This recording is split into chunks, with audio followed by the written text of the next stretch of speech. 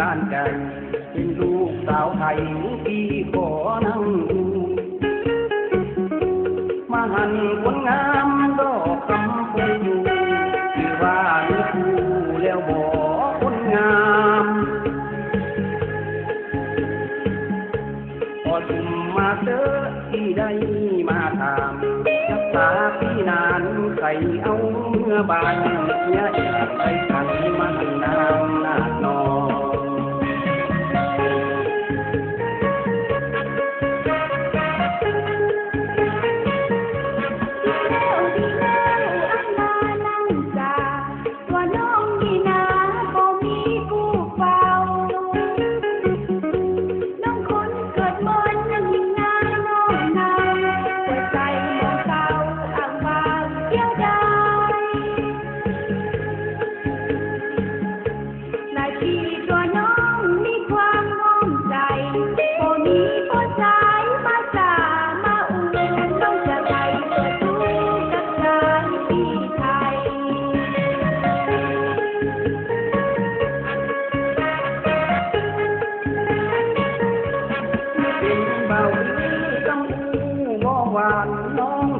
สาวยวนปากหวานจ้อยจอยยะส่วนยะนาบ้านที่นานที่น้องส่วนบ้านของน้องไข่ต้มเขียวหวานทุกวันขายเข้าขายพัดลายใดโบราณผู้สาวบ่ได้บ่มีที่ใดยังมาที่ใจที่ใจเป็นเรา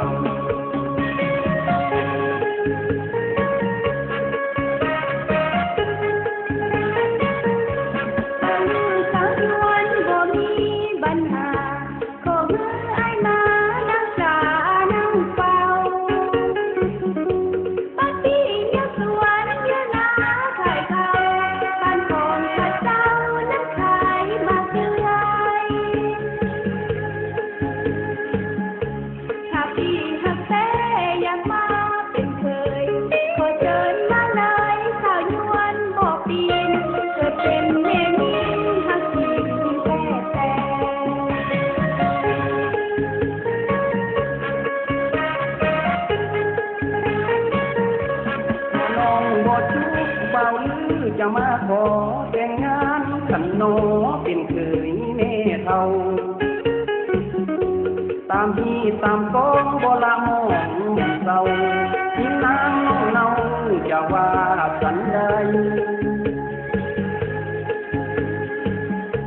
หวังว่าตัวน้องนั้นคงเข้าใจอยู่ช่วยกันไปช่วยกันยะกันสร้างเป็นฐานเป็นฐานมันสูงเก่า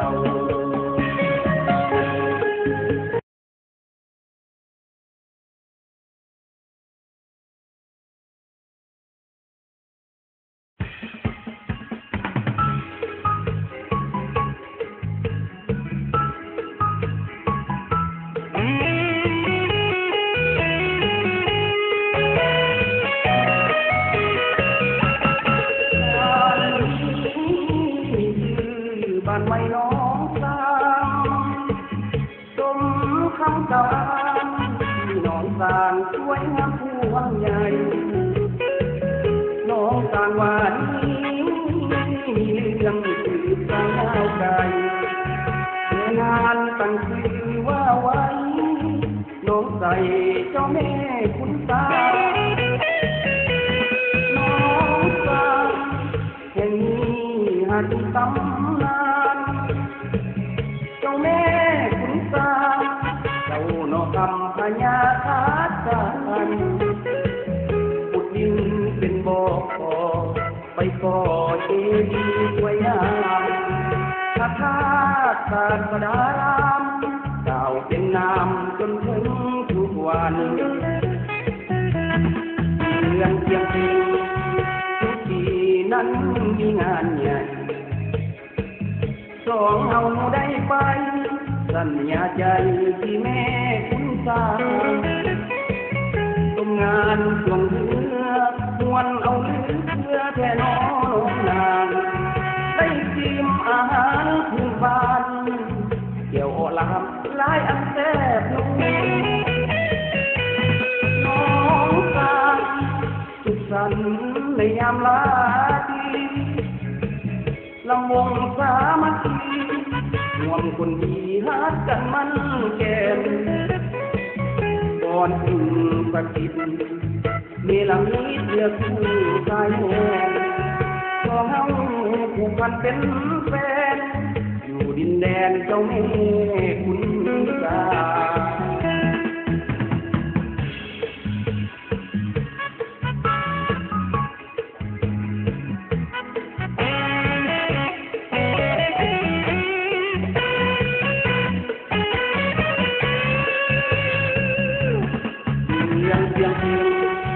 ทุกปีนั้นมีงานใหญ่สองเฮาได้ไปสัญญาใจ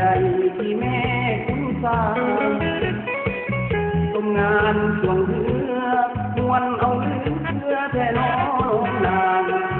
ได้ชิมอาหารพื้นบ้านเกี่ยวโอลามหลายอันแซ่บนุ่มน้องสาวสุขสันต์ในยามลาทีลำวงสามัคคีรวมคนดีฮักกันมันแก่นก่อนถึงสักทิศนี่ลำนี้เลือกคู่ชายแห่งก็เฮาผูกพันเป็นแฟนอยู่ดินแดนเจ้าแม่คุณตา